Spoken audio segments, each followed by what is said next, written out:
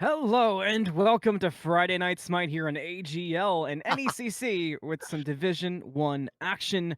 My name is Anthony Mellon. Tonight I'm joined by Cabbage with Red Rosie on production, doing oh so well at it.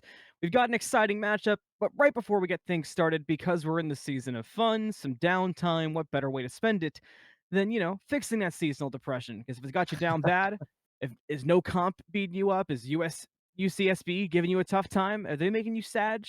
Then get into the 3v3 Collegiate Joust tournament this Saturday, the 11th at 7 p.m. Eastern, to try to steal No Comp's lunch money, try to bring UCSB down a notch. All things you've got to do. Just get in the NECC AGL Discord to get signed up for that. Should be a fun tournament indeed. But Cabbage, Division 1 action on a Friday night. Can't really ask for more than that.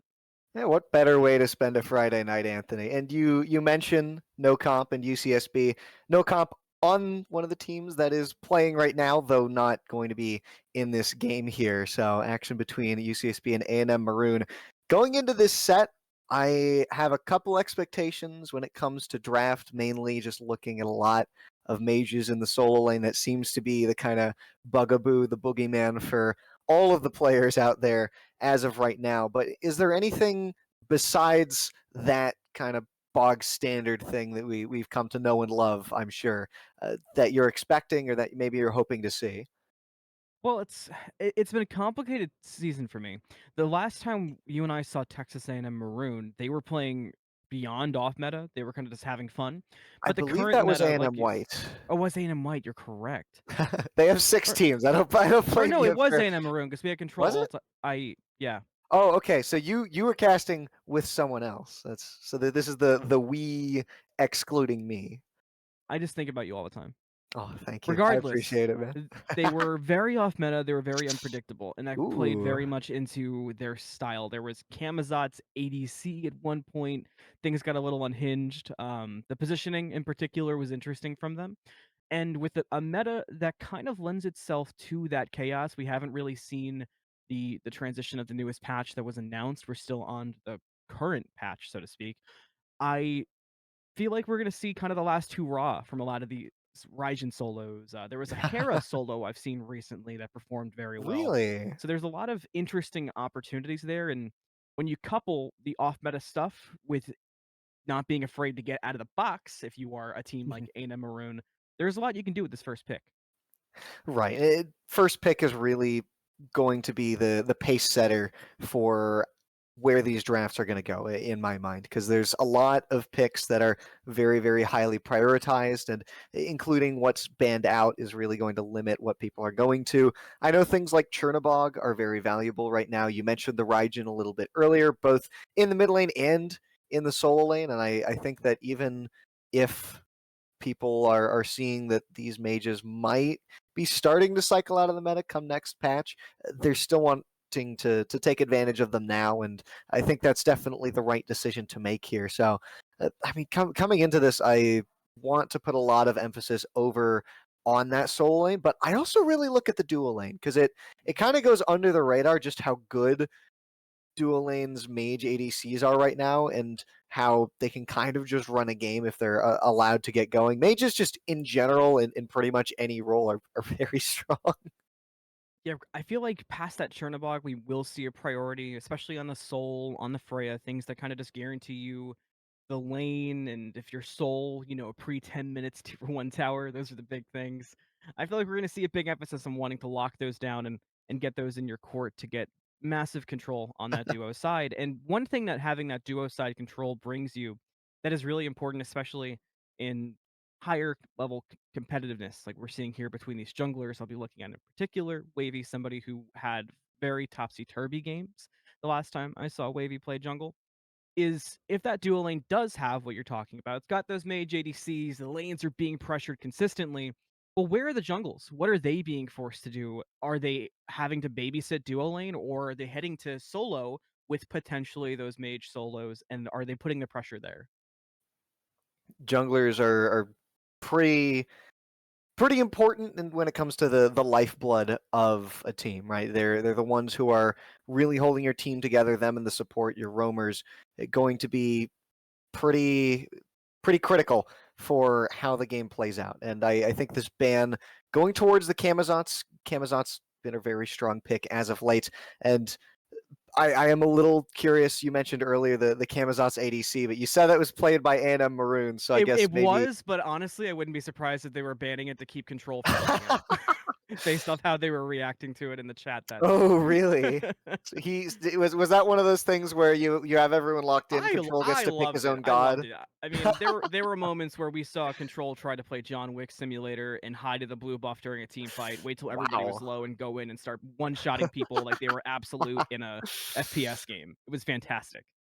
Yeah, you heard his dog, and I guess he wasn't too happy about that. But Anthony, this op wash being locked in basically off rip here for Yeah. A&M Maroon. I'm not surprised to see this pick prioed, especially considering what has been banned out. I think this op wash is definitely a very important pick to get your hands on and to keep out of the hands of the enemy team. But I think UCSB here, if I'm looking at this, I'm seeing an angle for maybe a Morgan Le Fay, something like an Olarun Assault. You have some good picks left up here, but there's just so much that is strong and not really the ability to Mhm. ban it all out. I think the Athena also comes to mind. A lot open here, but what do you think UCSB is leaning more towards from that bunch? I'm gonna go back to something you said at the very beginning, and I think they need to lock down duo because control. We've talked Mm. about control a few times, so more of in a joking sense, obviously, but control is a very talented ADC and somebody who you and I have seen all over the competitive scene for the amateur scene of Smite, and I don't really think that there's a way to lock down control and what gets picked. So picking this Oleron first for UCSB, I love it because focus on yourself. Make yourself the best you can be on that duo side and try to work from that. Same thing with your jungle because Wavy again, very talented, and Ferendum, very much a dark horse on particular the Athena in that set. So keep your eyes open for that if that Ooh. because that is currently open, was not banned, was not picked, and A&M Maroon are up on the clock now. So there is Yeah, potential there for an Athena to come out. they have an opportunity to lock that in exactly like you said, and I really do want to see if that's what they end up going for here. I think the lock in of the rat does make for a good opportunity to pick Athena as well. You see that rat coming over, or if rat is already over there, if Athena is able to get over there in time to help. Artemis, not a god that you see super often, though still decent. I think towards higher level play doesn't really see as much presence, but Anthony, this Thor Athena, I really like this, able to get on top of that Oleron, as well as match and even surpass the rotation potential of this Ratatosker now that you have a semi-global and a global. And not to mention just matching the Ratatasker. This is definitely an Opwash solo now. F dot just got a shiver somewhere. Because if it's Thor and Athena, that means that Opwash is safe in solo. You can actually play it, and he's all right. Athena can head over Whoa. there in a moment's notice. The Thor is going to rotate over consistently. There's going to be moments where, sure, you can, you know, bully the Outwash for being Outwash, but this is allowed. This is a bit much to let A&M Maroon get away with, in my mind. Um, I do like UCSB's picks. I'm dyslexic. You're going to have to forgive me with their name. Um, Ratatasker or Morgan Le Fay, I do like the damage there, but I don't know. Letting a Thor and Athena through here just does not make me feel fantastic. I think, Anthony, it's really going to come down to how these teams round out their drafts, because I am presuming this Morgan Le Fay is going into the solo lane, though she is still very strong in mid. I want to see what the support is going to look like for UCSB, and I really want to see what that mid is going to look like if this Morgan Le Fay is going to go over into that solo lane. I think what I'm really leaning towards right now is you pick up maybe something like a Scylla for that mid lane, just get Mhm. that big burst potential, especially if people are going to be slowed down inside the Oleron field. It just gives you the objective burn plus the secure. But on the other side here for A&M Maroon, still missing that ADC, and assuming this Opwash is also going to the solo lane, still missing that mid laner as well. And there's a lot of strong picks left open here. And I think the fact that A&M Maroon now get to pick their ADC into this Oleron, looking at what the other teammates of UCSB have up, I'm thinking you'd want something to help fight against this Oleron, because I see them wanting pressure somewhere on the map. I don't think this op wash is going to make it happen. And I was going to say A&M should pick up an on her, but Anthony, it's UCSB that's going to pick this up, and now that throws things into question about who's going where. If I'm A&M Maroon, that pushes me to send control to comfort, because on her is going to be looking to box. There's not many options on the table to out rotate unless you want to go something like an Apollo or a Jingwei, because rotations here are going to be big. Because with all the semi globals and the global for A&M Maroon, they're going to be looking to move around, get creative with it, and to me, that would really benefit characters like that. But they aren't amazing right now. I wouldn't say they're you know bottom of the barrel, but they're not amazing. But Control also, like I said, has a deep god pool, so there is options there. I'm also very much interested in Wavy's Thor to kind of go back a little bit because what I had talked about previously was again, this isn't me trying to not talk about UCSB. I just haven't seen them play, but I've seen A&M Maroon play a very long back and forth set. And in that set, Wavy developed from game one, having a very rough Thor game, letting go of it game two. I believe they banned it first themselves, if I'm not mistaken. And there's that Jingwei and Asilla, so we'll get to that. But by game three, Wavy was going crazy on the Thor, so keep your eyes there as well. Looking at the jungle here for this coming game one, I think definitely going to be a fun perspective, right? Always seeing Yeah. development, whether it's set to set, game to game, or even just fight to fight. Really going to be looking at these junglers to make those adaptations. You said though, control alt each should go to comfort. And Anthony, if you're not sure what you're running into, I think a Jingwei is probably one of, if not the safest option you could pick up here. Yeah, safe. Just so safe in this duo lane, and gives you a lot of options, like I mentioned, for potentially rotating to make use of the Thor and the Athena. I will say it's still being hovered, and usually I don't even mention something hovered, but I'm going to mention it because I hate the Kepri. I love Kepri as in 90% of team comps, but I don't like it here because I'm very concerned about the initiation for UCSB currently. That's a good point because you're really relying on this Ratatosker. Morgan Le Fay, she Yeah, can because be there, they she can need be the ultimate, annoying. right? They need the peel, but it's just Yeah, how do they it start a fight? seems okay. Well, they're gonna lock in this Kepri, and like you said, just questions about how they're going to start these engagements. And I think possibly then Anthony, they're either thinking one of two things. They're either thinking one, they just get enough early pressure from this on her, use the Yeah. Olerin as well, have Rat make early rotations, just snowball it into the late game, have Capri res people from ahead, Mhm. hard to deal with, or you are relying on just death balling. You're saying Yeah, that, because if yeah, they we get don't ahead, have they get engaged, we just perfect. walk Yeah. at you. But So, even then, Cabbage, the problem for me, if they get if they're able to get ahead, that's amazing. But the Athena, I almost would say the Athena needed to go over the Ganesh here. I feel like they just have left mm, so many cracks open in this comp to where even because the more I'm thinking about like, okay, well, if the Kepri can work in this scenario, then I think, oh, well, the Athena's just gonna kill the Kepri because the right. Kepri is just gonna get taunted into all the damage, and Yeah. if they're and for that I'm talking more early mid on those first 2v2 and 3v3s we see in Hmm. mid around Beacon and such. But yeah, Right. this is a tough draft for UCSB, but maybe their mechanics can pull them through it. Very true. And it could very well be that this is a comfort draft here for UCSB, especially because I'm looking at this Olerin and on her, and I'm thinking that I probably want that Olerin in the duo lane. Maybe put the on her in mid. At least I've seen that more than the Olo mid as of late. I think Olerin just needs the farm, needs to be over there. If you want someone fighting early, you want them to be closer to Mhm. that mid lane so you can at least work together with this Ratatosker. But like you said, this Athena going to pose so many problems, especially if UCSB wants to try and deathball it here, right? Because you're going to try and get the whole goon squad to one side of the map. Suddenly, Athena's over there, and that's really going to stifle a lot of your engagements, especially when Athena can taunt straight into Scylla Crush or I'm a monster. Yeah, the name of Maroon's game is just team fight and bully and pressure, and USCB's is just UCSB. I told you I'm gonna do it 100,000 times. The name of their game is play to survive a fight, and I and get ahead. But I don't see a world where they can get ahead. So I don't see a world where they're going to survive the fights.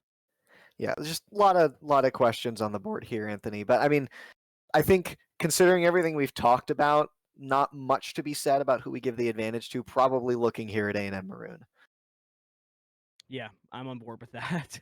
I uh I think there's surely a world where UCSB could definitely get ahead and probably feed themselves off of the upwash, but it's going to be tough. But now that we're in game, we have some answers to our questions. That is an on her in the mid lane. Everything else looking fairly standard and what we expected. And the on her going mid and the Olrun going duo is what you asked for, Cabbage. So UCSB's got it going in that aspect. Yeah, hey, I don't know if that counts as a cabbage prediction. I guess I didn't telegraph it enough, so I'll eat the loss on that one. But like you said, things pretty much as we expected. Not a warrior in sight, unfortunately, for all the warrior enjoyers out there. But just going off of these drafts right now, right? We're looking at the junglers to start to get active, especially once those ultimates come online. Once we hit level 5, but pre-level 5 here. Anthony, I'm really looking at which jungler is going to make an impact and where they're going to go. I think if you can take advantage of one of these mages over in the solo lane early, you're really going to be able to put the other team behind. And when you have a Ratatoskr, when you have a Thor, it makes it easy to keep coming back after you get that lead as well. I'm on the same page as you. I'm looking for it to be the Thor. I'm looking for the Thor to spend so much time in solo and just absolutely pitch a tent near the Southwash. But calm start and relic wise, everything about what you'd expect. No blink for the Thor, going that purification beads instead, but Ooh. blink for also a blink for the MLF and solo. I just noticed. Usually I see beats picked up for the Morgan Le Fays over in the solo lane, so I'm very surprised to see Blink picked up, and even at that, especially first item, as it's actually going to get used. Running it down, Super Death Fang is going to lose his life, and we talked about it just Okay. a couple seconds ago, Anthony. The rotations from the jungler, who's going to make it happen first? Upcoming on this Ratatoskr is going to put UCSB in the lead. A lot of damage was done by the upwash though, so that's something to keep eyes on for certain to see how that unfolds. But now, with a rotation over to the shield buff from the Thor, that'll be secured for A&M Maroon. They could not look for a returned fight at the moment, so that does just keep first blood for UCSB with no answer from Maroon. So nice golden pocket for MLF. Like I said, the damage done by Upwash there in a 1v2 worth noting, and now blink down for MLF. So some time of calm in that solo lane. Don't think the mages really want to do anything but farm up, get their items online, and then just be annoying to the other players in the game. So likely not going to see a whole lot of action there. And Invade, though, on right here, upcoming, is fighting with Wavy over this mass camp. Is going to end up going the way of A&M Maroon, but upcoming just not letting the pressure up on this right-hand side of the map. Soother Deathfang needs to be careful. He's going to be caught between two. Got to be really careful with it. Already gets stunned out. Good damage done, but MLF has to take the long way around. Now buy enough time for Upwash to get away safely. Wavy actually turned around and considered picking a fight, but with both mids rotating out, the correct choice and the choice of choice for A&M Maroon was just to get on out of there, which I like. I don't like being overly aggressive this early, especially when you've got a team comp that plays so well so late. There's no reason to rush into any chaos. Well, this is interesting to me. Wavy is actually a little bit ahead of upcoming when it comes to levels, but Anxiety Overload has the lead here on Super Death Fang, likely due to the farm Super Death Fang missed out on after that first blood. But I would have expected upcoming with that first blood bonus to at least be even or maybe a little bit ahead of Wavy here. So going forward, A&M Maroon, despite dropping that first blood, has still been keeping up the farm decently around the map. Wavy earlier on got that shield buff. And now, Anthony, we've hit 5. The ultimates are up. Upcoming takes a little poke, not going to be anything meaningful as the be-all, end-all. But I'm looking at the blink here for upcoming, and I'm looking at a defensive beads for Wavy. So I'm expecting this Rat to keep pressuring, using this ultimate to go in. And I'm still just rather surprised as to why Wavy has these beads. You talked about just a lack of engage on the side of UCSB. As hold that thought, dive onto the Khepri.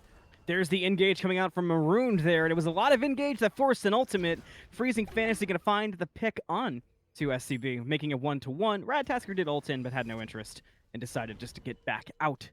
So they'll tie us up at 1-1, bring the gold a bit back more in check, still 400 leaning to the Chaos side.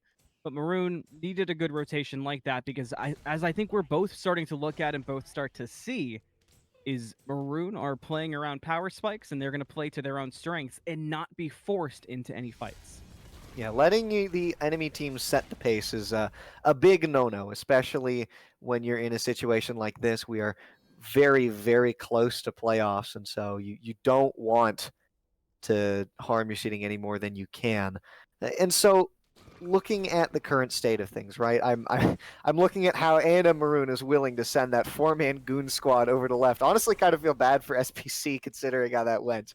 Uh, A&M Maroon, if they're going to set a pace like this and they're going to be rotating, they have this Athena, they have this Thor, and I don't even believe they used either ultimate there.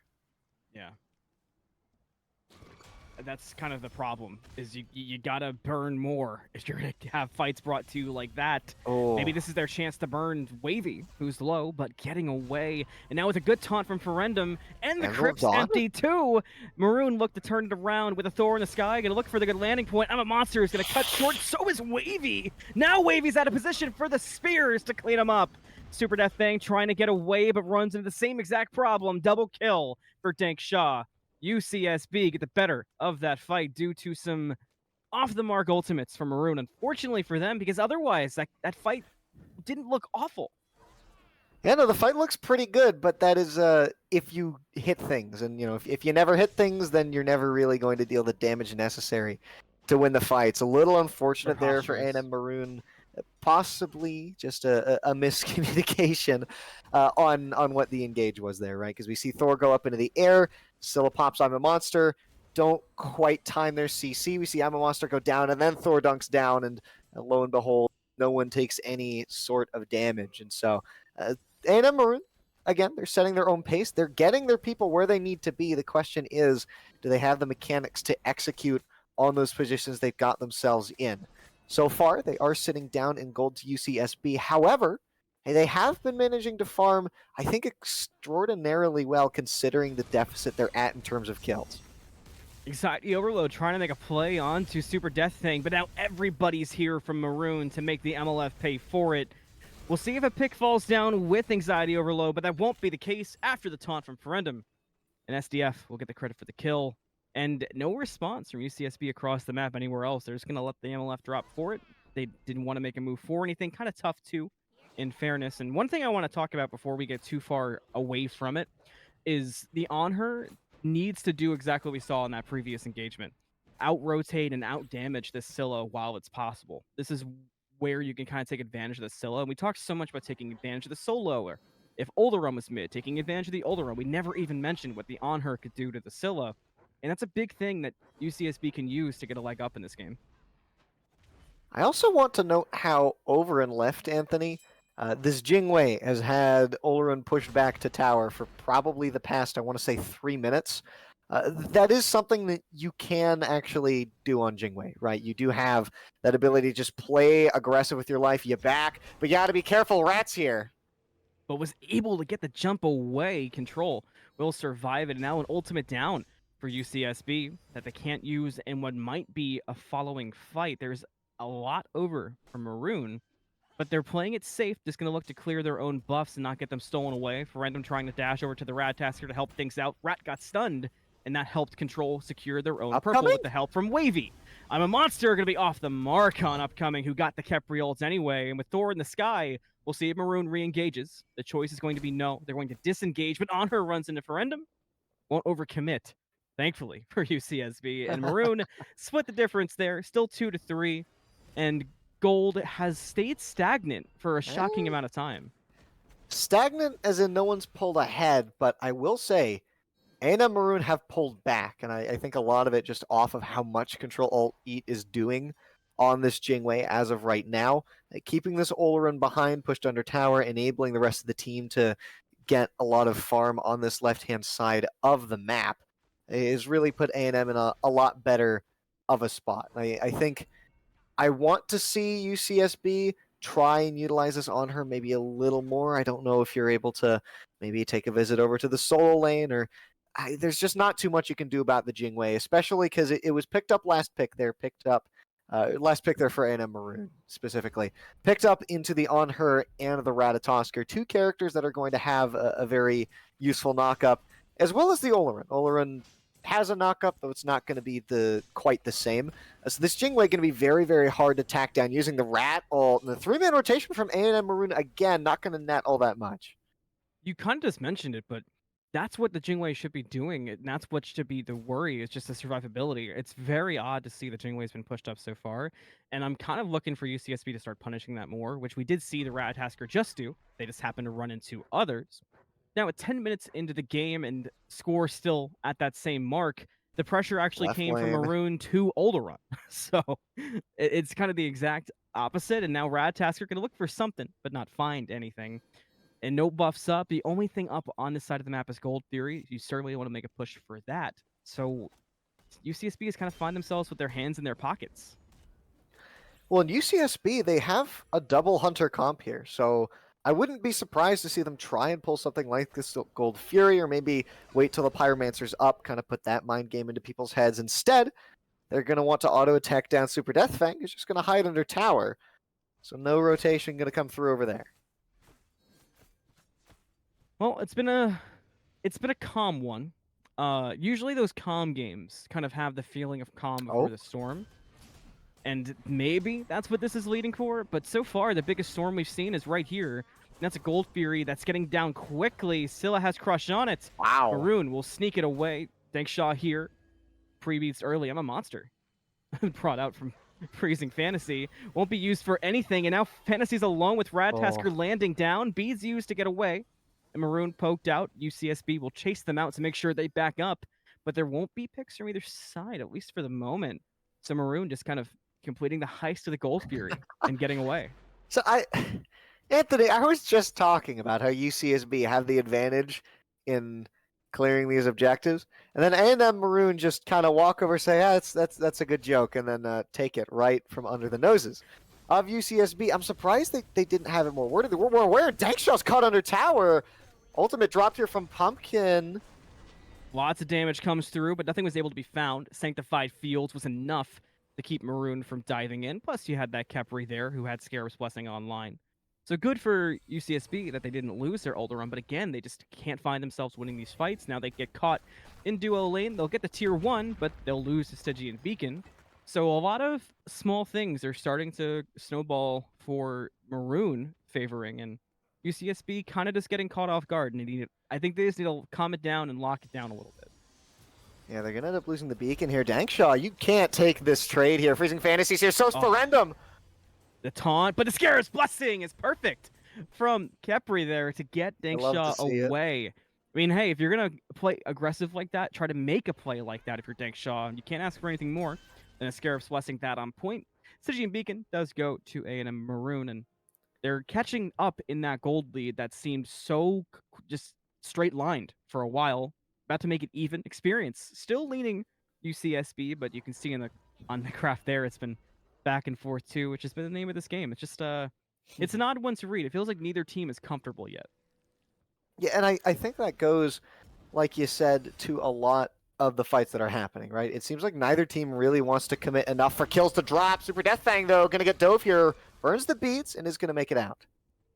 So maybe the commit was going to happen, but just Super Deathfang's got a bit too much going, a bit too tanky for the full dive, the full commit. And, you know, it's funny, we were talking so much in picks and bans and in early game about us expecting to see the Soul Lane be camped. And, I mean, ever since the beginning of the game, that was really the first action we've seen there in 8 minutes or so. So things have really calmed down over there, and Soul Lane's become the island. Ooh, Anthony, this game I want to play a game with you, right? I want us to keep track of how many people build Breastplate of Valor. You with me? Oh goodness, I saw a very recent cast. I saw 5 on one team, and I wanted to rip my hair out. Okay, maybe this is not a pleasant game to play. I'm just gonna put that out there right now. This is the absolute state of Smite. Control Eat gonna have to use the ultimate there. Again, just no kills dropping. It feels like UCSB. I'm sorry to interrupt you, but especially against Control's type of ADC who would build Breastplate. So now you put that in the world, you know? Oh, no, no, no, no. I have willed it into existence. This is not good. UCSB look like they're going to collapse here in Freezing Fantasy. Instead, upcoming just going to back up. Someone does so much damage, Anthony. Why are mages so strong? Sounds like you've been hurt. I have been hurt. I'm an ADC. I don't Tough like week. I don't like walking up to Pyromancer, taking a Scylla Crush, losing half my HP, and then having to back. I don't like that. Look how much damage Kepri took. Those two abilities. I guess he has breastplate, so you know what? No, he's getting what he deserves if he's building breastplate. Cabbage, you're projecting. I am, yeah. I'm projecting my personal feelings onto the cast. Maybe I shouldn't do that here. Either way, just looking at the general state of things, right? These fights just have not been finishing. No one's been caught out, right? And that seems to be something, in my opinion, that favors A&M Maroon. I was Super just going to Deathline say rotates to mid here. Taunt comes through, though, and the damage is really coming through into SBC.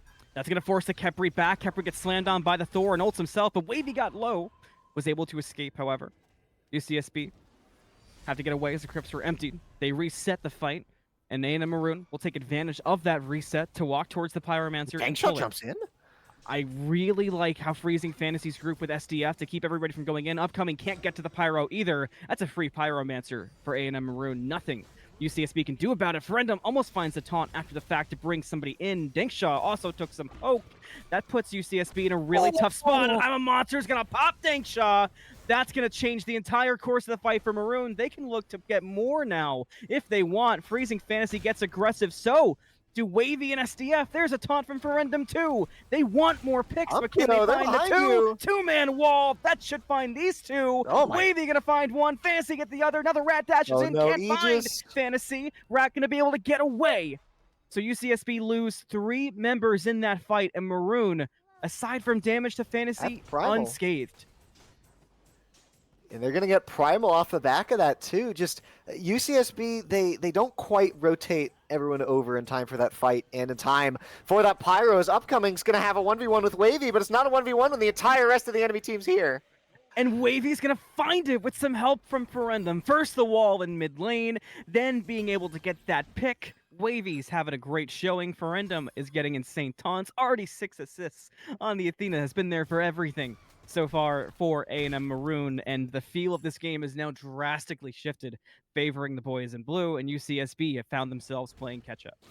Yeah, suddenly, Anthony, this game goes from almost completely even to a solid 4K lead here for A&M Maroon, all off of one fight, and that is just what caliber of play you can expect from Division 1 here, right? You're talking about players who know what they're doing, and who are working together. These collegiate teams, honestly, have some very, very good teamwork. I think even more so than I've seen in a lot of leagues. A Super Death thing, gonna have to burn the beast to get out here. But look over and right, Dankshaw gets caught at the right T2. Just unfortunate. UCSB trying to make anything happen, get any kind of pressure on the map. They're almost playing like they're further behind than they are all of a sudden. So we'll see if they can get that wrangled in and not allow that to happen again. Stygian Beacon is up, and Anxiety Overload's in it with the Kepri nearby, but Ferendum was able to step through, gets a taunt onto Anxiety Overload as Control dashes forward. Doesn't find much damage, but Stygian Beacon will fall to Maroon. I have not seen Pumpkio make it to these fights on the Oleron yet, and I think on one hand that's somewhat understandable when you're playing a mage like that, but Overload gets caught under the tower. The entire caught under the tower and buried underneath it, Cabbage. Oh my gosh. I don't have any room to talk here. This is just what Athena offers your team, I guess, Anthony. Ridiculous damage. That was ridiculous. I mean, there was so much time where we talked about the Scylla was coming online. It was time for UCSB to go and really take advantage of things and bully that Scylla out, but that time is now past. That damage is online. Wavy has had a fantastic game. We talked about that. Ferendum obviously being a part of all save for 1 kill. You've got Control, who's only going to do more damage, and SDF, who's been playing Opwatch and just kind of doing Opwatch things. I mean, you know, almost 10k damage, almost top of the charts, pretty close. Empty the Crypts has done wonders, especially in the mid lane fights. Just everything is clicking for Maroon, and UCSB are having kind of singular showings of strength, but they haven't been able to capitalize on any of it. And it felt like we saw the rumblings of it early on with UCSB, right? We saw them trying to get stuff to happen. They were pushing A&M Maroon back. They were finding these openings, and they weren't quite able to seal out the kills. A&M Maroon, they weathered the storm and they started grouping, and they've been able to group a little bit better here than UCSB. We even saw it with some of the ganks that they did early on. And now that has really put UCSB in a rough spot. As Freezing Fantasy is level 18, and with all this setup, you're going to do so much damage to upcoming. Ferendum strikes again, another taunt. This time, Control gets the kill for it. Ferendum is just handing out kills left and right. I mean, it's Oprah in their cars. It's ridiculous for A&M Maroon. That brings them to 9, keeps UCSB at 3. Another Pyromancer is about to fall the way of A&M Maroon, so they just continue to get the momentum rolling off of these consistently overwhelming fights for UCSB. Now Freezing Fantasy feels like they can dash in on Anxiety Overload, and you know what? With Ferendum right there, you probably can. I'm a monster primed and ready, but Anxiety Overload going to escape the distance of it, and now everybody's got to back up. Tier 2 tower will be the thing they get, maybe, but Kepri still lurking. A step back from UCSB, looking for some damage, can't find any so far. Empty the Crypt's going to do a lot and force them back and help get the tier 2, and they're going to get the Kepri. Maroon just hitting on every cylinder so far on her split, pushing the tier 2, but it might be time to retreat as A&M Maroon is now on the Phoenix. Sanctified Fields comes out, but Radtasker's in the back line, but the back line of his own is falling apart. Upcoming will find Freezing Fantasy, but damage done already as Wavy found 1. Wavy found 2. Will Wavy find a 3rd with Anxiety Overload standing right there? Might not even be needed. Ferendum's got it. Don't worry. I'll get my kill. A&M Maroon get the Phoenix and should be able to get out. Maybe not SDF. Can Dankshot take on everybody, or is it time to retreat? Time to retreat. It is.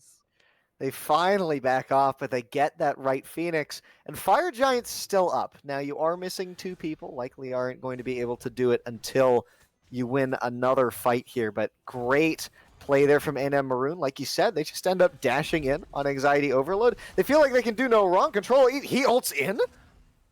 Control plays, honestly. Gonna turn, try to get some shots on a Dank Shaw. Kepri dashes forward. Ferendum's still behind the 2, so maybe there's a chance here. Dank Shaw's falling low. Pre-beats from Control. He's gonna find Dank Shaw and Aegis just in case. Not even needed. That should be a clean double. No, Ferendum's got it. That's all right, Control. One shot off. You got the rest. A&M Maroon now at 15 kills. UCSB at 5. They did hang on. They did, with the help of Dank Shaw, stop Maroon from potentially getting more. They could have cleaned up the other tier 2s there, maybe gotten real crazy. But what's disastrous, Cabbage, is it's only 22 minutes into the game.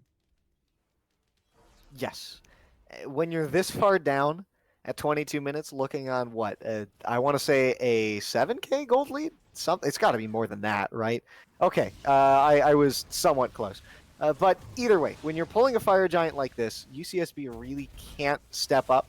I think they're only going to be forced to step up when either all their Phoenixes are down or when this is an EFG. But at this point in the game, UCSB, they just need to hang on for dear life. You have 2 Hunters, so, I mean, you would be able to auto down enemy Phoenixes pretty well. But right now, looking at the defense, I think Sanctified Fields is going to be very helpful. Kepri ult going to be pretty useful. Other than that, I'm not seeing a whole ton of area denial. I think on her pillar and the slow is going to be pretty crucial for at least somewhat stymieing the advance here for A&M Maroon. But when you're A&M Maroon here, you have Scylla, which is great follow-up for the taunts from the Athena. You have Jingwei, who's going to be hitting like a truck full of bricks here. Now that we're not even at fully 6 slotted, right? We're only at 5 slotted, but already this Jing's starting to come online. You have Opwash, which is just going to be an ult bot here around these Phoenixes. And so A&M Maroon is just looking poised to take the game at this point. UCSB, they have the mechanical prowess to make this happen, and they could group up and go for a play here. But I really, really need to see Pumpkio start to make some plays happen on this Oloran. You picked something like this. You spent most of your time farming, didn't really get to rotate and be super impactful in a lot of these fights. Now is your time. But Anthony, not around this tier 2. One thing I really do like for UCSB is that they haven't fallen too behind in terms of levels, so at least they've got that. But they have to survive at least another 2 to 3 sieges before they have chances to truly even things up, and that's where it's going to be tough. A&M Maroon go in already, 2-man taunt from Ferendum, and Freezing Fantasy, bang, gets them both. A&M Maroon now have 2 less members to deal with, 2 less to go through. They step right back up to the Phoenix. They send Thor to the sky and should find easy targets from there. He finds 2 with the stun. That sets them up perfect for more. Ferendum with a taunt forward. That's going to be a third for Freezing Fantasy and a Phoenix to go along with it. Wavy cleans up anxiety after I'm a monster hits. Only one stays Oh, the Titan's standing not for there. UCSB, but the Titans are in mid lane, so everybody has to go back. Reverse, reverse. But UCSB cannot reverse what A&M Maroon has brought to them, and that's pure destruction, Cabbage. All right, Anthony, who hit that beacon? Who was it? Was it on A&M Maroon? Was it UCSB? I was not keeping track. It had to have been A&M Maroon there, right? I don't see UCSB getting the opportunity to do that. So that is just a little unfortunate on the macro play for A&M Maroon. But nevertheless, they get that left Phoenix. Although this right Phoenix is still up. Respawns coming up very soon for UCSB. They want to just clear out this mid tower, push up this Phoenix while they still have this FG around their waist. Make as much use of the time as possible. And Anthony, Titan's going to go in. So is Ferendum. Taunt misses. A blink forward from Anxiety Overload, trying to find some kind of pick, but could God. not get it. Kepri almost got popped. Now Thor goes into the Goodbye. sky. Kepri already ulted, so on the revival, Thor can go anywhere he chooses. Drops down, helps out, finds 2. Unstoppable for Wavy, and Maroon step forward. This could be the end. I'm a monster hits an Aegis, so Dangshaw stays alive, but not for long as Control finds him. Maroon decide it's Titan time. No. Crush gonna find 2. Wavy will get the credit. Double kill for the Thor. The Titan will fall, and A&M Maroon will take game number 1. Hey, Anthony. Still kind of hits hard. If you weren't having your past brought up before you and placed in the silver platter earlier, now you certainly are, and now I will back you up on it. Shadow Murloc, I'm talking to you and I say this. Yeah, Scylla does numbies.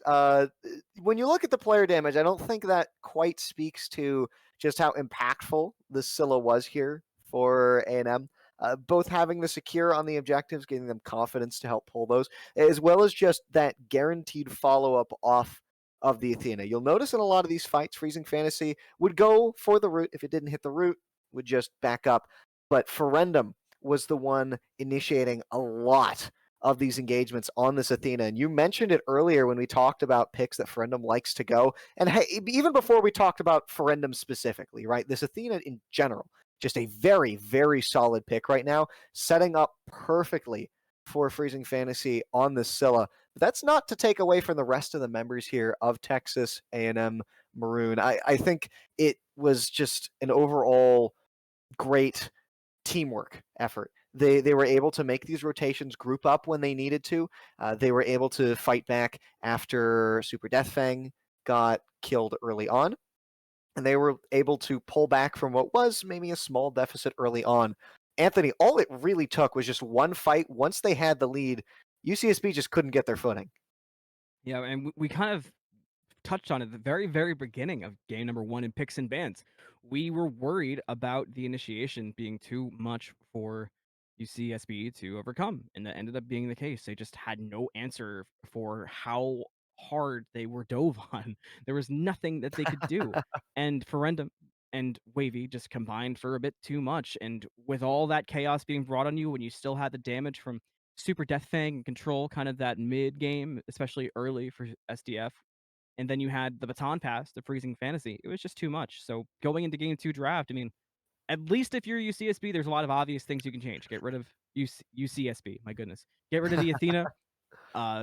Is my number 1 thing overall, and maybe consider either a different solo or look at some more. If you don't want to go engage, you don't want to take away that initiation, then look for more poke to respond to it. But something's got to change. It doesn't help that UCSB has SBC, the player on their team. That's It's not a helping the disaster, confusion. and I'm not even making a joke. I'm genuinely dyslexic, so it's a nightmare for me. Let's try. Maybe, I don't know. Maybe we don't read and we just kind of make up the names of the players as we go along. See, The name. you understand me. Yeah, that that's how people's tags should go. Like with fighter pilot call signs, right? You just get your call sign after something they call you just sticks. Yep. Right? Either way though, Anthony, I think the chief thing that needs to be done here for UCSB is take this Athena off the field. I feel like you can deal with the Scylla when the setup is different, or if you want to pick up the Scylla yourself, but Athena is just way too valuable to leave up in that first phase of bans if you're not taking away this Scylla. I'm on the same page as you, Cabbage, but before we have all those answers, we do have to take our reset, take our break, take our breather. So we'll be right back with game number 2 between Texas A&M Maroon and UCSB here in AGL. It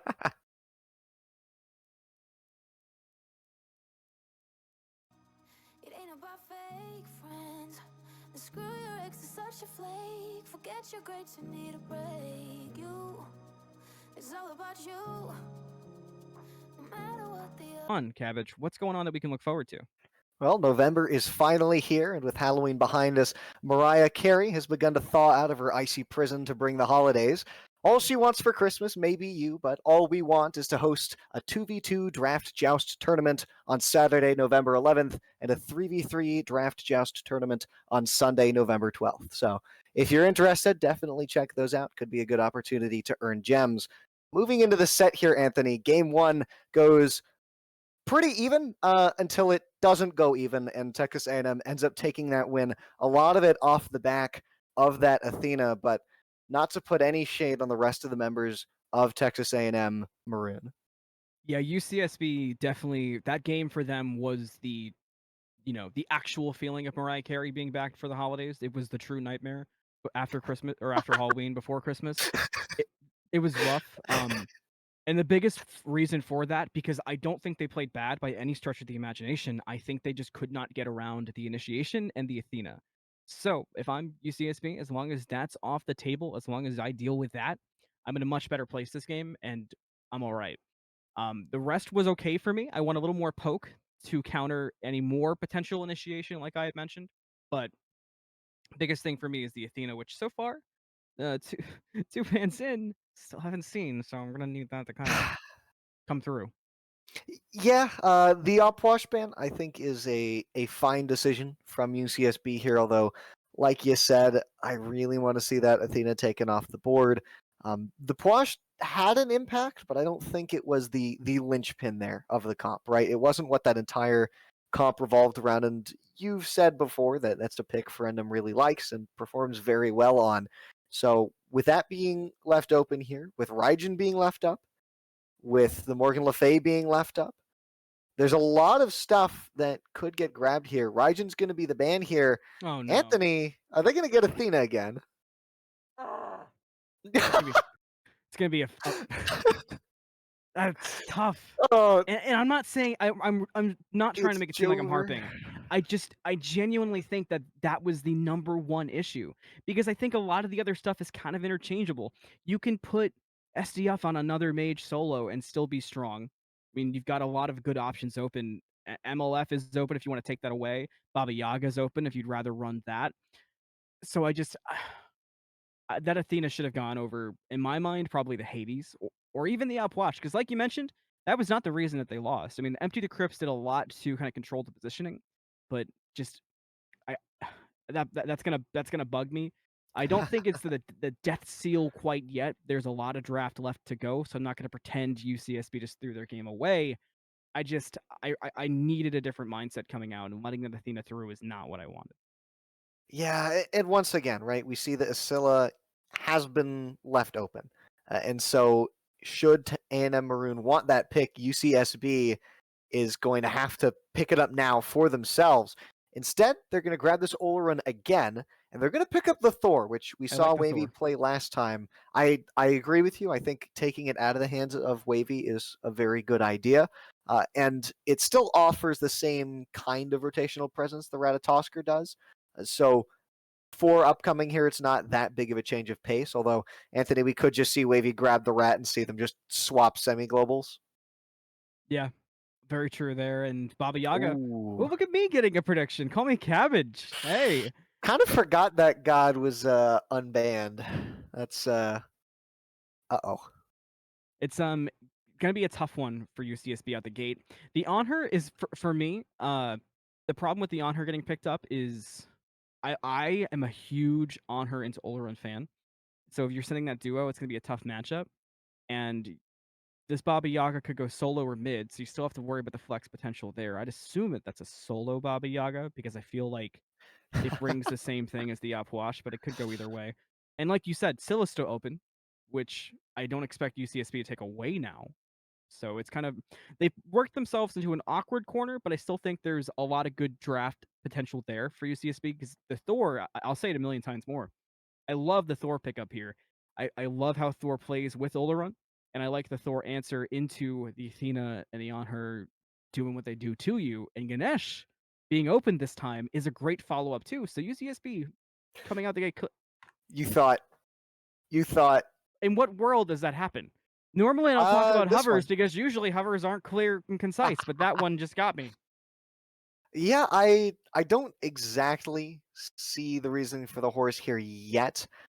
Still up in the air where this Thor and where this Horus are going as well. So several questions yet to be answered here from USB. Although I really don't know how I feel about picking up Horus here as your third pick because I don't see it as something that's highly valuable. I see You it could have as picked it something fifth. that's pretty easy to counterpick. Exactly. You're You could not have worried picked about it Horus being banned out. 15th. You could have given them 15 bans. The chances they ban a Horus are kind of Yeah. not that high. So UCSB, a questionable decision, a bold move. Cotton. We'll see how it plays out. For me, and I know I've kind of clarified this a couple of times already. It's less so that I'm trying to harp, and it's more I feel like UCSB are really breaking their own Achilles heel. I just I don't understand why you're trying to hamper what you're so good at. And there's still a lot to cook with there, but the Ganesh would have been a great pick into the scenario. You could have used the Ganesh in so many different ways. It would have Especially meshed into with the Thor Athena. so well. It was the needed answer for the Athena. Oh, Oh, so they're still gonna get it. Okay. I hate the Horus a little less now, but now my big issue is you need a little more. I don't want to say sustained damage, but your ADC pick here is so vital, or excuse me, your mid pick here is so vital. It needs to be somebody like a Scylla that you mentioned. That for me, that would be something that would kind of make me feel a bit more confident, or maybe somebody like a Poseidon, since you have a lot of protection for the Poseidon if you want to go that. But I hate it less. Still not my favorite. well, Anthony, ring the bell here. I believe this Horus is going solo. So we have a warrior in solo after God knows how long. But on the other side, you mentioned that Baba Yaga could be the choice here. I noticed, crucially though, Morgan Le Fay hasn't been picked up by anyone yet. A&M Maroon, though, they're going to hover this Da G, and they're going to hover this Scylla. And they banned Cuckoo. Uh-huh. So Anthony, Hang on, I if want to the see. I'm Scylla... gonna check my Okay. calendar. All right, I want to see all right, I want to see if we're on like patch 8.7. um, my question is, if this Scylla gets locked in, who are we seeing in the solo lane? Okay, Scylla's going to get locked in. So, of these 5 gods, I think the 2 solo lane candidates right now are Baba Yaga and Scylla. You mentioned you wanted to see that Baba in solo. I think I have to agree with you because I I thought you were want about the to drop a hot Scylla... take, and I was ready. Nah. I want the Scylla in mid, following up off of the Athena taunts, right? I want the Okay, Scylla to yeah, be able to rotate, obviously. take advantage of this. Okay, I like Uller, the Uller. So Uller run mid or Uller mid? Uller mid. That's not even a question. Ooh, careful, Cabbage. Uh, Always give yourself the out. okay, all right, okay, you're right, you're right. My prediction record ain't great, so we'll say I I mean, you're think probably it's right. I'm going to just be Uller always give mid. yourself the out because your record is your record is kind of like when you look at like the Oh old no. Mimi PS4 ranked players in the past. 578 and 624 is technically a record with a lot of wins. I'm trying, man. I'm trying. Just a man trying to make my way in the universe. Either way, both these teams are going to have all 5 of their gods locked in. Looking at the lineup so far, I do have a couple questions about A&M Maroon and how this draft is going to play out, because I think you're relying on Athena a lot for your engage. you're going to lack a lot of peel. However, characters like Onher, Baba Yaga, Scylla are actually going to be able to do a decent amount to get people off of them, or to just become CC immune and run away. But the dodgy is also going to help burn leads and maybe pull people off if they do end up diving. So I think A&M Maroon, they do have effective peel, but nothing super dedicated. No strong engage without this Athena starting every fight. On the other side, UCSB, they have the Horus, like coming from the solo lane almost certainly to start their fights. They have Ganesha, who would be able to maybe pop down a Dharmic Pillars when a fight starts. Thor's able to ult in. If you can really group people up, this Dharmic Pillars plus the Sanctified Fields is going to do absolute numbies to people. And Uller, coming from the mid lane, not really offering a whole ton, has semi self peel with the axe, but you're more just looking at the amount of damage that God's going to give you and that sort of 1v1, 2v2 potential to just kind of make stuff happen towards the earlier points in the game. You know, I'm sitting here staring at picks and bans and trying to. I'm trying to put myself in the comms of UCSB. Kukulkan, we both obviously giggled.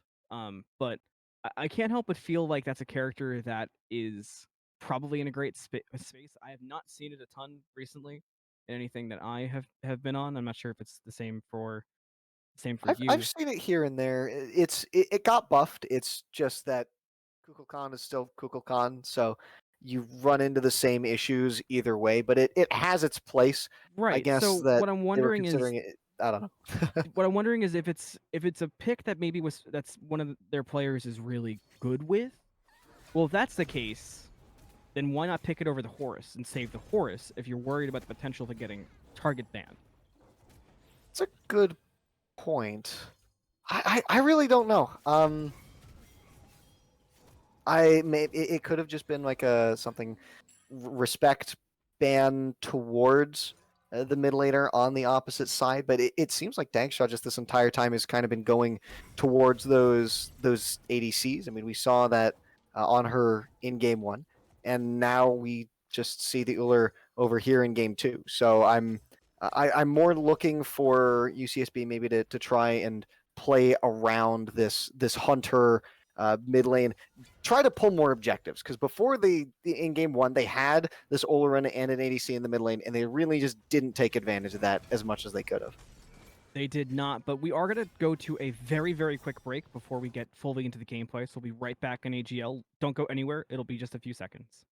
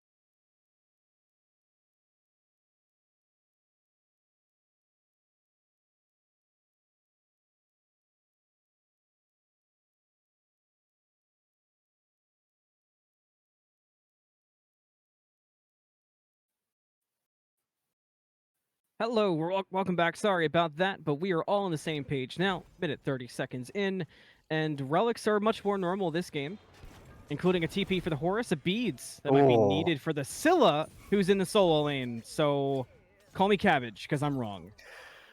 I'm just gonna pretend you didn't say that and move on to the fact that there's in fact a Scylla over in the solo lane, a Scylla in the solo lane building Book of Thoth. That actually sounds like a fun tongue twister if you write more of that. Either way, not really the build we see typically over in the solo lane either. Usually you're seeing building focused around that Vamp Shroud, right? You want to get that, maybe the Pythags up and running early. So I'm very curious to see how this pick is going to play out here for Super Deathfang. I think you're relatively safe, but I think this Horus is just kind of going to put put a lot of pressure on the Scylla and really make it hard for Super Deathfang to make anything happen unless A&M Maroon are able to stop over to this solo lane and try and get something started. Some good damage is going to come across the Oh. Oleron, and the knockback worked out perfect. If the autos are great here from control, he might die, but nice body blocks come out from the Elephant to help keep Oleron alive. Meanwhile, right side of the map, blue buff invade goes well for A&M Maroon. They're able to secure their own blue and keep SDF alive on that Scylla, despite some good damage that came out from the Thor. Let's go back Other left side. one more time as now Maroon. They get aggressive with their own invade, and they are successful. So invades across the map, but only Maroon are able to come away with the buff steal. Oleron almost in trouble, but just out of range of Ferendum feeling a bit too cocky there. Lucky for the UCSB ADC. This is relatively to be expected, right? You're running this on her, plus the Athena. You're just looking to kill people here. As you can see, Control, he's just fiending here. Tries to get the jump. Great taunt there. Just a little bit of damage back and forth, but again, just A&M Maroon are putting on the pressure and left. They want to try and get this dual lane ahead, get Control going on this on her, and we've seen, I believe, in previous sets as well, how much Control is able to do with that much of a lead. But looking at the right lane, I see Anxiety Overload with about a 1.5 level lead, I want to say, over Super Deathfang on this Scylla.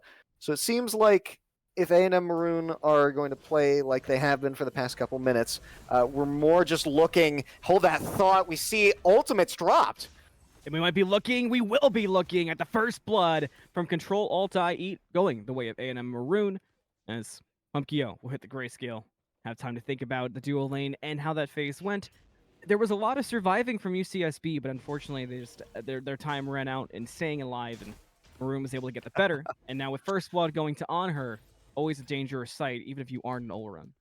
Yeah, you always got to be careful, right? When you're behind on farm like that, you know that the enemy team is going to hit 5 before you. Had the members there of UCSB hit 5 at the same time or first, probably could have made it out with their lives. But in that scenario, that Desert Fury, you're not really able to body block those autos, which is something that UCSB was relying on a lot in that dual lane a little bit earlier on. So great start for A&M Maroon. You just got to be careful on this right-hand side, right? You can't fall too far behind. Super Deathfang is going to need to have an impact, and he's going to need to be doing it soon. And UCSB really don't want the Scylla getting online. And you really cannot blame them after what we saw in the previous game from Freezing Fantasy. Wavy, here getting aggressive with the Thor, and beads out early. You're going to have to use that POW well if you be safe from the Thor, who goes away. Had no interest in going in regardless. So A&M Maroon safe on the right-hand side of the map, and SDF gets to just still do Scylla things, and UCSB are certainly trying to put pressure, but they've got to figure out a way to get through and not be stopped. Why do we have UCSB, SDF, SBC all on the same map as UCSB? They're just going to get dove under tower yet again. By the Desert Sphere E and the Sanctified Fields comes out, and that helps keep Pumpkio a bit safe. And they'll be forcing A&M Maroon to walk away. And here comes UCSB doing the numbies. But numbies is Baba Yaga's thing. With the house, and more house. The bombs fly out. And barely, but no longer, SBC gets dropped by Freezing Fantasy. Anthony, UCSB just does not have the numbies. It is not enough damage to keep the members of A&M Maroon off of that purple buff. A&M Maroon was outnumbered 4-3. UCSB still come up on the short end of that engagement. You lose SBC, you don't even secure your own purple buff. So A&M Maroon, this is a shocking change of pace from what we saw in the previous game, as Wavy looking to make something happen in mid. And Dangshaw very pushed up. The damage going to come out early. There's the axe stun and the jump away.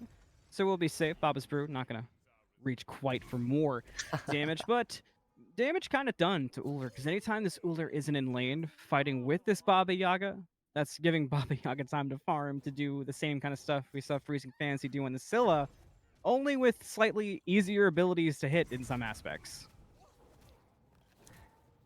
We're going to have a lot of stacking on the side of A&M Maroon here. And the fact that they're stacking and have a lead really tells me that they are poised to go pretty darn far in this game. And so just looking at the other side here, UCSB, they really need to make something happen. They need to do it soon. Problem is, Pumpkio and Olera not really going to be able to do much to an Onher who has a lead. So upcoming, going to have to really be the playmaker here. Maybe Dankshaw as well has to get involved.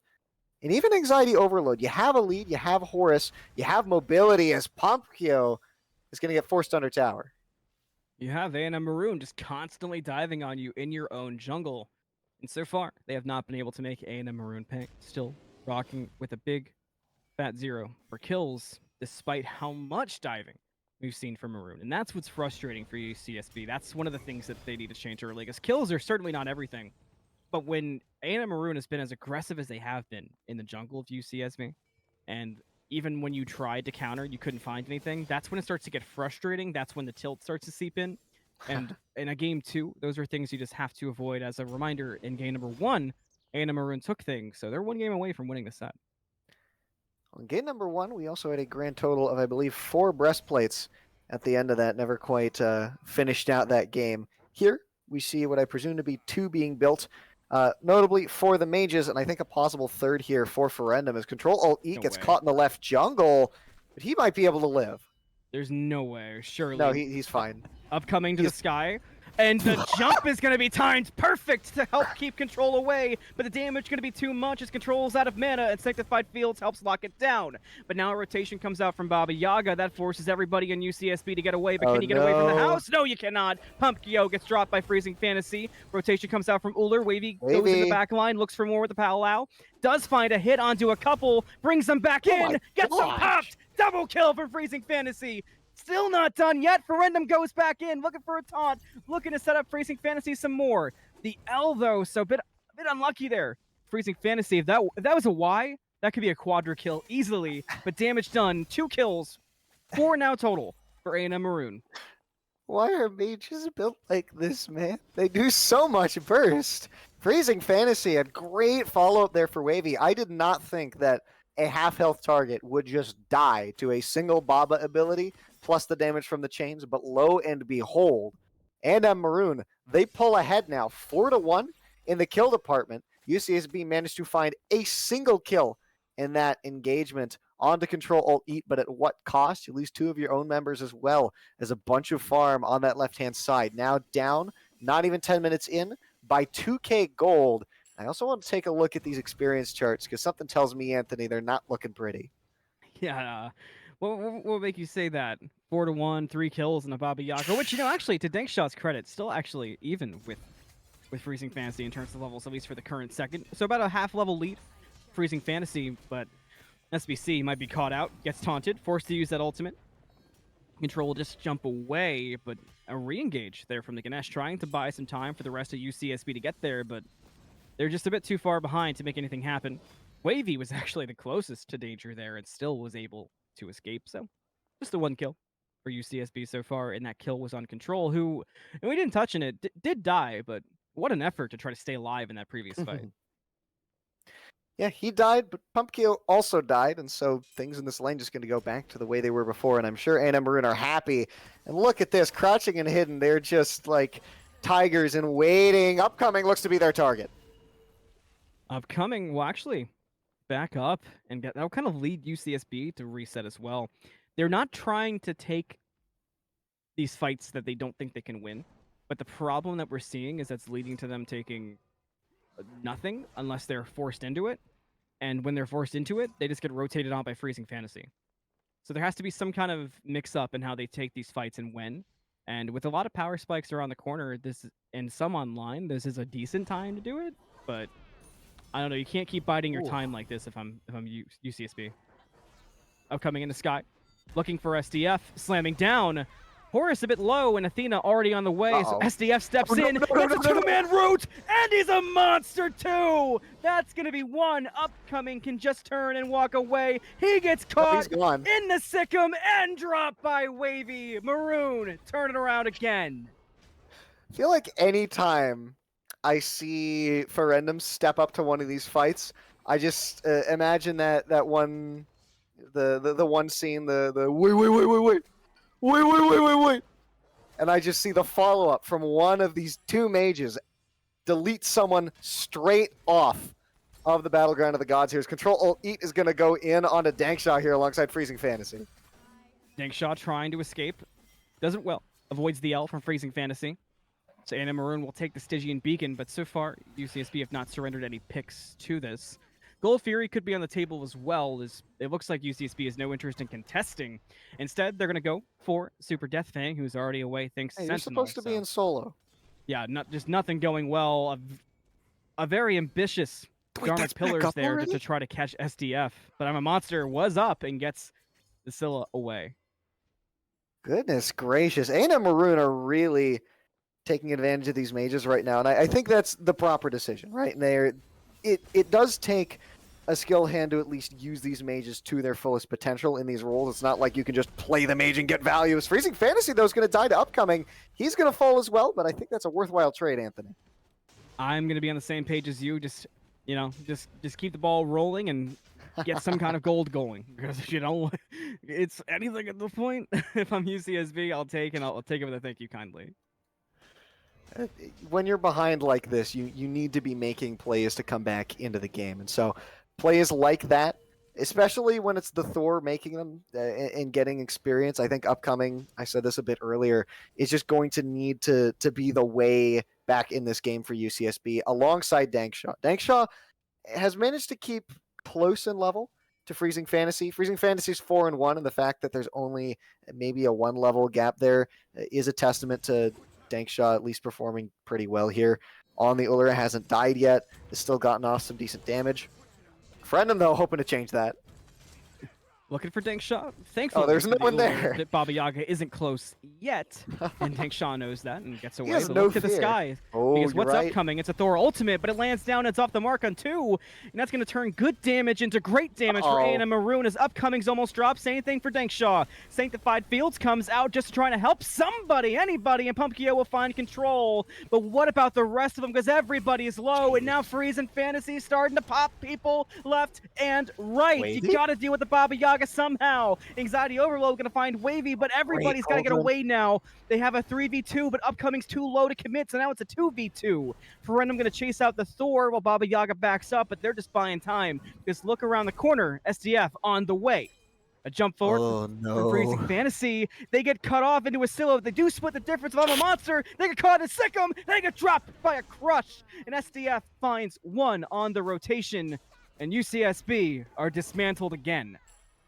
Anthony, this guy's a monster. He comes in, gets the root onto 2 people, doesn't end up hitting the ult, doesn't need to, still gets a kill on to SBC. I thought they were going to go over to the Gold Fury. They're going to take their time a little bit here, but it looks like they're going to stop back over. Thor's in the air, though. Comes down onto Freezing Fantasy. This might be a huge pick if they can get it, but the house is already out and the damage is already getting turned around, and Freezing Fantasy going to turn around and get Upcoming before he dies to Dankshot. And Wavy will clean up Pumpkio, but Dankshot finds a double kill through it so far. Athena. So if you're reading that kill feed, it's chaotic, but UCSB are keeping in it so far.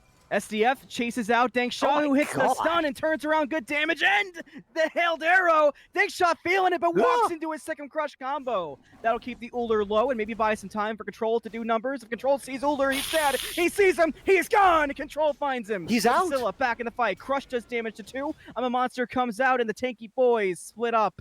And A&M Maroon will be forced to walk away. But not before they get some good picks. But hey, UCSB Cabbage, they showed signs of life that time. UCSB, despite the 4K gold deficit, and I don't even want to know how much this experience deficit is, they fight back quite well there, and that is something to be noted about A&M Maroon here, right? If they do get their line broken, if they ever falter in that aggression, they do end up losing a lot of members because they're just not tanky right now. Super Deathfang has 1 tank item. He has a bit of lifesteal, but in the end, it's just 1 tank item. Freezing Fantasy doesn't have the Warlock Staff, just has that breastplate. 1 tank item. And so your only real tank is Athena, who wants to be engaging. We forgot to count the breastplates. Yeah, right now we have 4. I believe that's a 5th going to be coming through for SBC. So going to break the record set from last game. Not the all-time record, though. I believe the all-time record on Collegiate AGL cast was something like 6, I think, or 7. Let's hold that thought. Double taunt! 6-7-2 taunted in and upcoming. Could be sent on a graycation, but is able to avoid the powwow. Nice there from upcoming. Needed for UCSB to stay alive. But the problem is, every time they get away from fights like that, Cabbage, there's just one going on somewhere else that they might have a tougher time with, because this Baba Yaga is just doing numbers. When a rotation comes out, it might continue as Stygian Beacon is on tap. Stygian Beacon getting captured by A&M Maroon here. Anthony, though, UCSB, they're going to step up and they're going to go in. It's already taunted by 2, but thankfully for them, no damage followed up. Now Dark Pillars comes out. I'm a monster coming from the right-hand side. Is it going to hit? But it just hits the Ganesh. Thor's in the air. air. Sky, going to look to turn things around. It does have a landing point. It's there. Lands on to Control and does good damage, but still hasn't found it. Control jumps into Sanctified Fields, and there were 2 supports waiting, but they couldn't find him. Somehow, Control's alive. Pumpkio picked up waving through it, but that gives A&M Maroon a chance to step back up, and Crushed will find SBC. Maroon just always makes something work, even when they lose somebody. STF and Freezing Fantasy are stepping up to Anxiety and to Pumpkio like they're 2 tanks. Just now retreating. Freezing Fantasy will get away, but maybe with the Athena ult, there's a chance to re-engage, but that will not be the case. I don't trust Ferendum anytime I see him. I don't trust A&M Maroon to not engage in any of these fights. They walked under that T1 tower because they said, yeah, I can burn the beads. I can just ignore this Horus knockup. I can walk in, take the kill onto the enemy support. However, this entire time I've noticed no one has done gold. No one's done gold, and Control's trying to get gold from Dinkshaw. Wasn't able to find it, but Ferendum will be waiting on the other side, just there. I mean, Ferendum is the Flash, just everywhere at all times. It's I thought that SDF's rotations were impressive, but Ferendum's map presence is so impressive, because that's one of the things that even when UCSB, because again, they're making good plays, Cabbage, they just can't seem to close them out. One of the things stopping them is this Athena. Almost does it again, could do it again, finds a taunt on Ganesh, who's already down below half health. With everyone on UCSB here, this could turn into a brawl. Super Death Fang is doing so much damage right now on the Scylla. I'm very impressed with how well this pick is doing coming from the solo lane. 3-0-3, ended up going even in lane, coming into the team fight. Has had all the space in the world, whether it's created by the rest of the team or, heck, created by the Scylla itself. And Anthony, they're walking over to fire. Surely not. Surely they don't do this. Anthony, they're doing it. You have not watched enough A&M Maroon so far, my dear Cabbage. No. UCSB going to take the fight. They could find Freezing Fantasy, and that's big damage for Maroon, so this might be UCSB's chance to get back into things. Not here. The powwow comes out. That's going to pull in the Ganesh, but upcoming had to retreat out, and I'm a monster over the wall. It's going to pop and delete SBC. So A&M Maroon can step up. The second of a monster, not quite as good, but the crush could be. Aegis forced from upcoming. Desert's Fury couldn't find it either. UCSB able to retreat, but they did pick up Freezing Fantasy, and that delayed the Fire Giant. I think it's a good pickup to get there, but again, Pumpkio just rotates a little too late for that fight. It's a pattern that we've seen in a couple of these games, and Anthony, they're just going to pick this Fire Giant back up. It's down to half. I don't know if they want to do this, but they do have 2 mages for secure. Looks like they're going to go for the 50-50 with Freezing Fantasy online. They want to give it to Freezing as well if they can get it. But who's going to be the one to get it? It's going to be A&M Maroon, but they already lost Wavy to Dank Shaw. Now Ferendum dashes away, but that leaves Control alone, who gets to jump off in a decent pillar, but gets caught with a stun. Beads and Aegis try to get away, but he's still taking numbers, and upcoming is going to chase him out. But a good impale might keep Control alive. Meanwhile, look who's back! It's Baba Yaga, and that's going to find the death of upcoming. And UCSB can't get away fast enough before 2 get dropped. Here comes Ferendum 2 to help things out further. I'm a monster is going to chase them out as well. Every time something goes right, all of a sudden it goes so wrong. SDF finds SBC, and UCSB find themselves in dire straits. Just look at how well A&M Maroon are playing these fights. They know exactly when to back off. and when to turn and go back in. And I think so much of this, just riding off of the play right now of Freezing Fantasy and Super Death Fang, on the Scylla and this Baba Yaga, comboing here with Ferendum.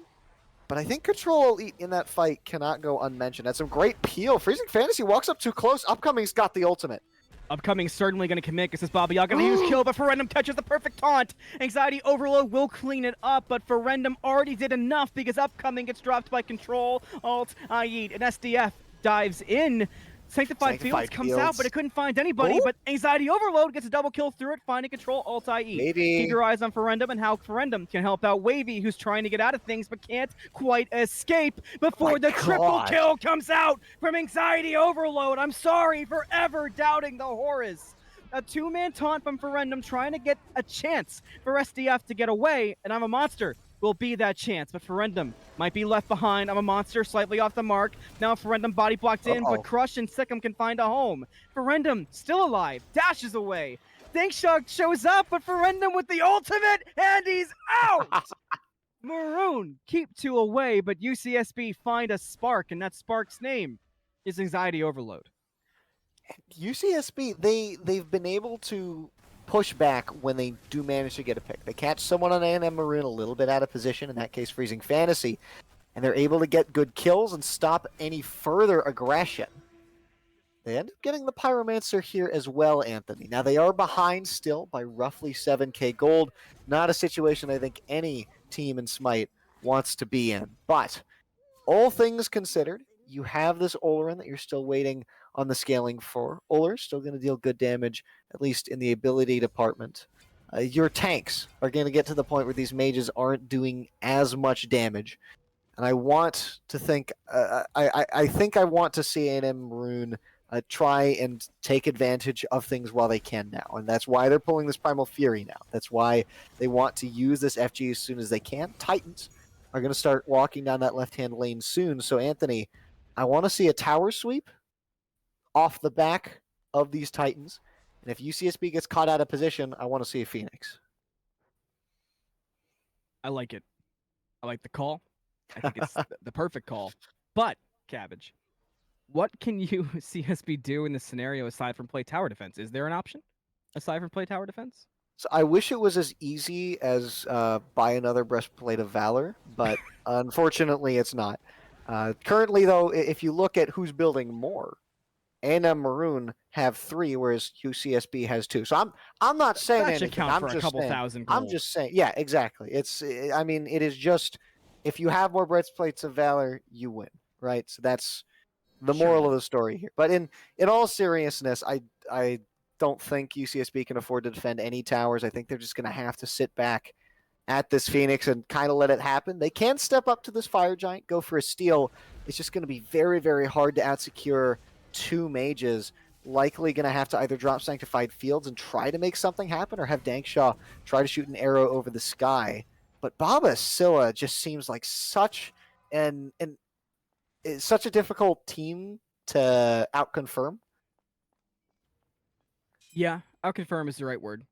It's because it's outconfirm, and it's what we've seen come from a monster in the house. It's how on earth do we fight these ultimates? We just gotta turn and walk away. But when you turn and walk away, you have Wavy and Ferendum just chasing you down. And that's kind of been where UCSB falls apart. Titans coming up.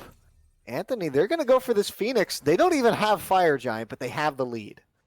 And they got a Scylla doing numbers like that to Dankshaw. Goodness They gracious. get a taunt onto SBC, who's brought to half health, but still alive. Titan walks into the Phoenix zone, and Wavy goes in instantly. Anxiety Overload does the counter initiate to try to turn it around, but only a pickup onto Pumpkio.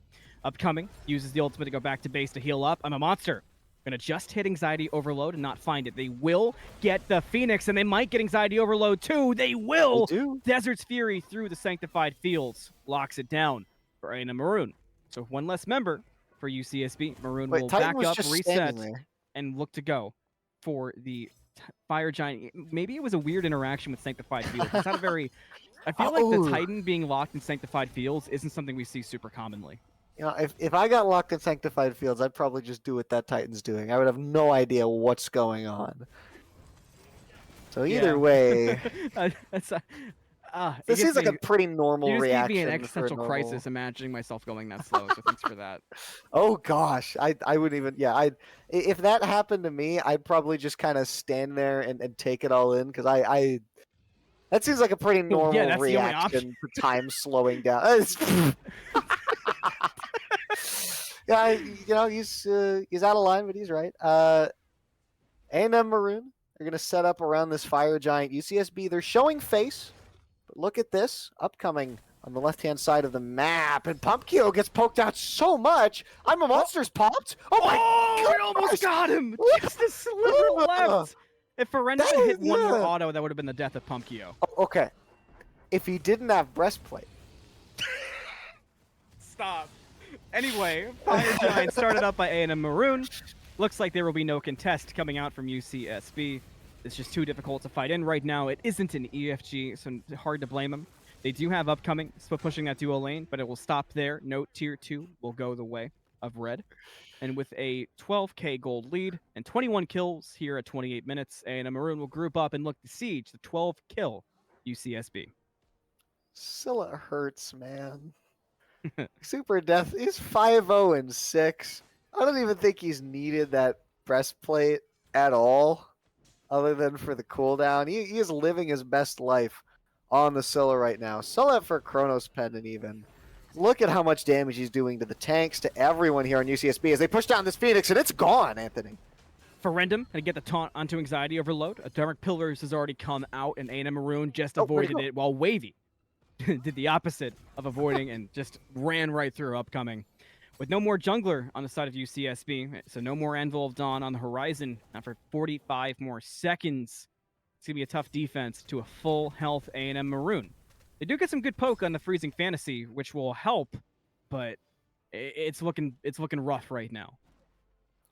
Looking quite grim here for UCSB as they're now sitting under the solitary middle Phoenix. A&M Maroon knocking at the gates is upcoming. 20 seconds left on the respawn, and just look at this. Super Deathfang standing directly in front of the Phoenix. Not a care in the world, knows UCSB can't engage. Instead, Ferendum goes in. The go button's been pressed by Wavy and Ferendum, but they haven't found anything yet, but they found really good damage. Maybe that's enough. I'm a monster, not going to find a home, but the house is doing good numbers too. SBC, that forces them back into the grayscale. Freezing Fantasy will find it, and Maroon will get the mid Phoenix. Freezing Fantasy does stay up and get some extra poke into upcoming, who just respawned. So UCSB have 4 members standing to defend, but they've got fire minions coming from all directions now. And A&M Maroon say it's go time. Ferendum leads the way, does get stunned out by the wall, but has a taunt available. Anxiety Overload goes in the back line, trying to find something, anything to help turn the fight around, but could not find it. In the air. Where will he land? Who's he looking for? Will they take the risk? Yes, they will. He finds 2, and they're going to find a kill on a Wavy. Freezing Fantasy up next. Can they find the Baba Yaga 2? The Titan's already taken damage. Control's going to look for it. Titan down to half health. The Athena's going to ult in to help out Control and get the mitigations needed to keep him alive. Control Ulti Eat still alive and still doing damage. That bought time. That buys a death. 3 left standing for you. CSB. Enough time for the Ganesh to respawn as the Titan is still being sieged. It's down below half health, and that'll spell the end. That'll spell the W for A&M Maroon. They take the series with a sweep 2-0. And I think the moral of the story here, Anthony, is that mages are kind of good. A&M Maroon, they come up with a draft that we were questioning a lot on the desk, but one that ends up proving itself. Super Deathfang, a deathless, immaculate performance here on this Scylla, was stepping up like a frontliner, poking better than almost any other member on his team, really putting in the work for the team, making things happen. And so I think all respect here has to go to the side of Texas A&M. They made it work. They made it work, and they made it look so clean while doing it. Also, Deathless was Ferendum. 0-0-19. Oh, so you're right. A part of a magnificent number of those kills for A&M Maroon. And what's tough for UCSB, and what I want to make so clear, is that there were some really good moments there, Cabbage. They do look like a good team, and they were the number 2 seed coming into this for a reason so far. And it's just Maroon found something. They found some strength. It feels like a lot of it was within the draft, which, I mean, hey, if your biggest problems are what's going on within the draft, that's a tough problem to have, but that is a fixable problem, Cabbage. Yes, that's probably what UCSB needs to take away here. It's they need to start rethinking their drafts a little bit here. Prioritize some of these mages because we really did not see mages coming out from the side of UCSB. We saw, in fact, two hunters in the mid lane during this set. And so I want to see UCSB put more priority on those really strong picks, not let the enemy team have Athena plus Scylla just ever at all. Please don't let it happen. I swear that individual combo went deathless. Combined went 5-0-27. So maybe something to rethink there. But they definitely have the mechanical potential. Although I do want to see a little more when it comes to the rotations. I think uh, A&M Maroon had the advantage when it came to rotating to a lot of these fights. Even when they have the Athena, Athena did not need to ult over. In fact, Athena would be at the fight, get low, leave, and then ult back in. Yeah. It was very, very telegraphed, and that was kind of the issue, right? Uh, I don't know. It's tough. I don't envy being a member. There's a reason I cast because I can't come up with solutions to problems like that. I can only theorize, but I don't have to theorize about how well A&M Maroon played, Cabbage. And going forward, they are a force to be reckoned with. So, my friend, give me your final thoughts tonight going forward, as we're nearing the end of what's been a very exciting NECC so far. Yeah, as we're nearing playoffs here, we're almost there. I think teams are really going to need to start locking in their drafts because it seems like when they are able to get grouped up, when it comes down to the fight, it feels like both of these teams definitely know what they're doing. It seemed though as if the map play and the draft was just a little bit better here for A&M Maroon. So patch is going to come out relatively soon as well. Could shake things up depending on when that comes out relative to the playoffs. But either way, I'm expecting to see a lot of prioritization towards strong mages, maybe as well towards global ultimates like the Athena, like the Chernobog. I think Thor and Rat also have, with the semi-global, some very good interactions as well, can really bring a lot to a team. Definitely a lot to consider here, but I don't think UCSB should be upset with how they performed. I'm 100% on board with you, and I think going forward, this is a matchup I wouldn't be surprised to see again, and I'd be excited to see again because bring some new to the table, and you'll bring a lot to the table. But that's going to do it for us tonight here on AGL and NECC. Texas A&M Maroon will take the victory 2-0 to UCSB. One more time, my name is Anthony Malum. I was joined tonight by Cabbage with Red Rosie Panda on production, doing a fantastic job as always. Thank you for watching and hanging out. Make sure to follow AGL and look for more games. Lots of games coming up as we near the end of the collegiate season. And it's been an exciting one so far. So don't go anywhere, and we'll see you next time.